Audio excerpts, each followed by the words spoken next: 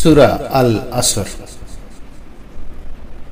ওয়াল আসরি ইন্নাল ইনসানা লাফি খুসরিন ইল্লাল্লাযীনা আমানু ওয়া আমিলুস সালিহাতি ওয়া তাওয়াসাউ বিল হাক্কি ওয়া তাওয়াসাউ বিস সবর।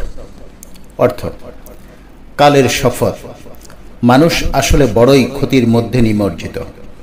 অর্থাৎ সে নিজেই তার সর্বনাশ করে যাচ্ছে, সেই লোকদের ছাড়া যারা ঈমান এনেছে এবং নেক আমল করেছে, প্রচার করেছে, উৎসাহিত করেছে এই মহাসত্যকে গ্রহণ করতে এবং প্রেরণা জুগিয়েছে এই সত্যের পথে চলতে, যত বাধা বিঘ্ন, অত্যাচার, নির্যাতন, দুঃখ, কষ্ট আসুক না কেন, বুক পেতে সয়ে নিয়ে এ পথেই অনড়, অটল, অবিচল হয়ে দাঁড়িয়ে থাকতে।